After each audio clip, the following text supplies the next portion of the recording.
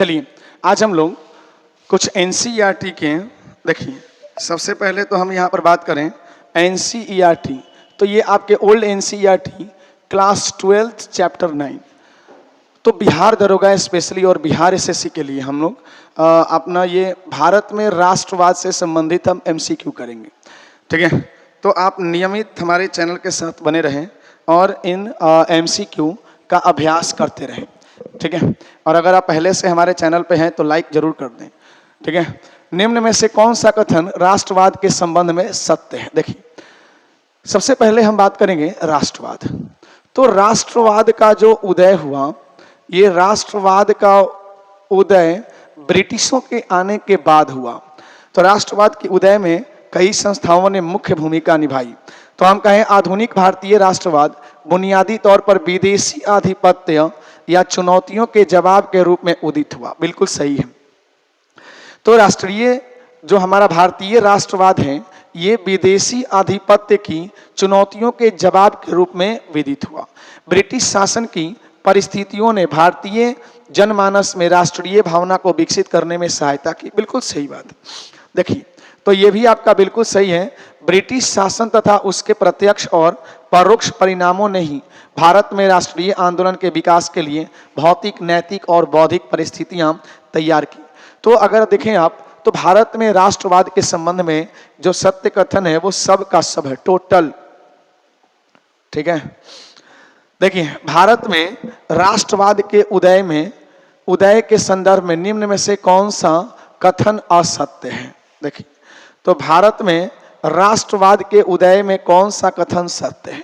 तो सबसे पहले हम देखें कि आधुनिक शिक्षा प्रणाली विभिन्न भाषाई क्षेत्रों में राष्ट्रवादी विचारों को फैलाने का माध्यम बन गई।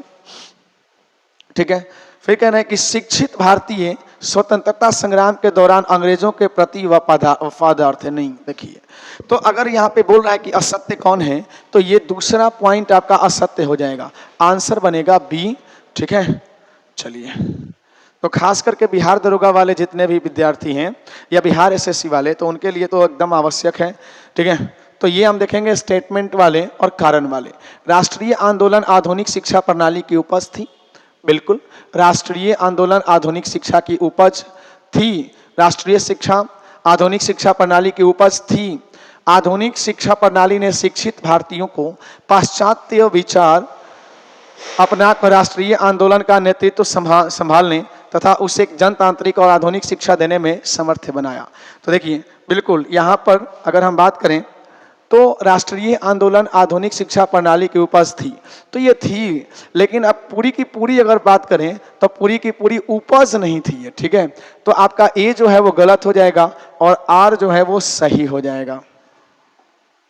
ठीक है, तो चलिए नेक्स्ट अगर हम बात करें तो क्या बोला, भारतीय राष्ट्रीय आंदोलन के विकास के प्रमुख कारणों में शामिल नहीं था। तो देखिए, भारतीय राष्ट्रीय आंदोलन के विकास में क्या क्या शामिल नहीं था? आर्थिक विकास, प्रेस एवं साहित्य, ये तो बिल्कुल थे भाई। ठीक है, भारत के अतीत की खोज, बिल्कुल। शासकों के अतीत जातीय दंभ, तो शासकों के जातीय दंभ के कारण भी राष्ट्रीय आंदोलन का विकास हुआ। तो आंसर हो जाएगा ऑप्शन नंबर ए, आर्थिक विकास नहीं था। ठीक है, तो चलिए आगे बढ़ा जाए।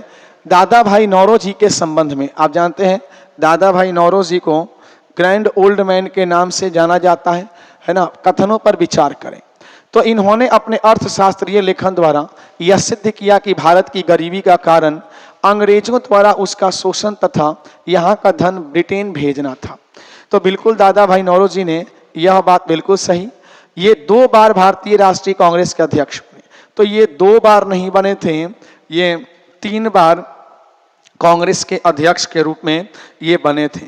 ठीक है, चलिए, तो देख लीजिए, अगर हम बात करें तो दादा भाई नौरोजी 3 बार कांग्रेस के अध्यक्ष बने, 1886, 1893 और 1906। तो ये जरूर याद रखेंगे, काफी महत्वपूर्ण पॉइंट्स हैं। ठीक है, इन्हें grand old man of India के नाम से जाना जाता है। चलिए, अगला प्रश्न है, बंगाल के युवा राष्ट्रवादियों को ब्रिटिश इंडियन एसोसिएशन की नीतियों से छूट दी गई थी क्योंकि इसने आवाज उठाई थी। ठीक है। तो अगर हम बात करें, इन्होंने आवाज उठाई थी छोटे किसानों के लिए, जमींदारों के लिए और सामाजिक सुधारों के लिए। बिल्कुल, तो आपका आंसर बन जाएगा डी। ठीक है, इन सभी के लिए आवाज उठाई थी। चलिए आगे बढ़ा जाए।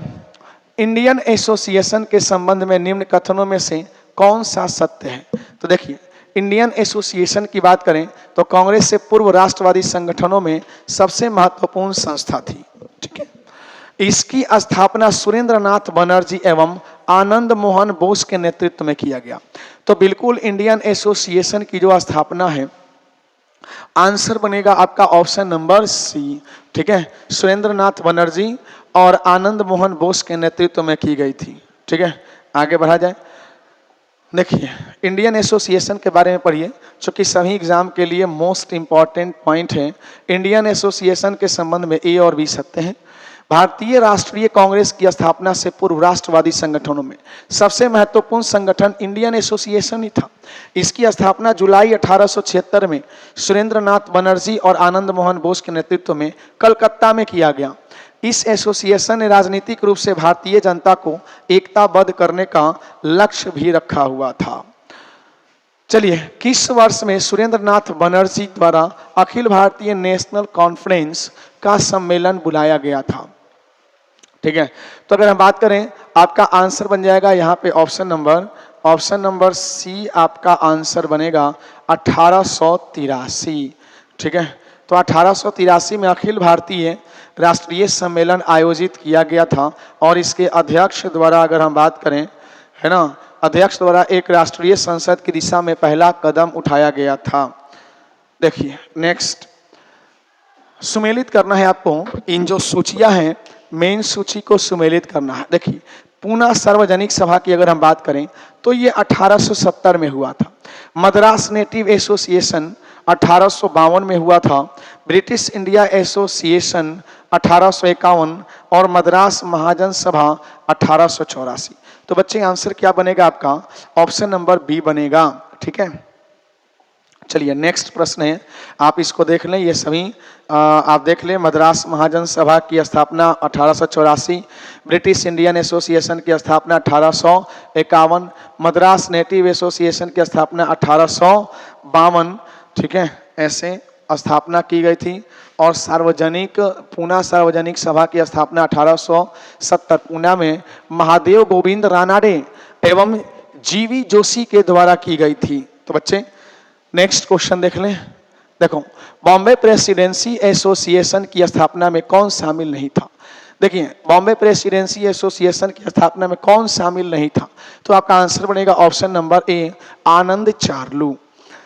तो फिरोज शाह मेहता थे, बदरुद्दीन तैयब जी थे और केटी तलंग, ये सभी शामिल थे, आनंद चार्लू नहीं थे। तो बॉम्बे प्रेसिडेंसी एसोसिएशन की स्थापना 1885 बम्बई में की गई। फिरोज शाह मेहता, बदरुद्दीन तैयब जी, केटी तेलंग द्वारा की गई थी। और बॉम्बे प्रेसिडेंसी एसोसिएशन की स्थापना का उद्देश्य सरकारी पदों पर भारतीयों की नियुक्ति, ठीक है, तथा भारत में सिविल सेवा परीक्षा को आयोजित करने से संबंधित था। तो बच्चे आज के लिए इतना ही, 10 प्रश्न हमने रखा है आज के लिए, और अगले सेशन में हम और प्रश्न लेकर आएंगे। आप हमारे चैनल के साथ बने रहें। चैनल को शेयर, लाइक और सब्सक्राइब अवश्य कर दें, ज़्यादा से ज़्यादा शेयर करें। ठीक है।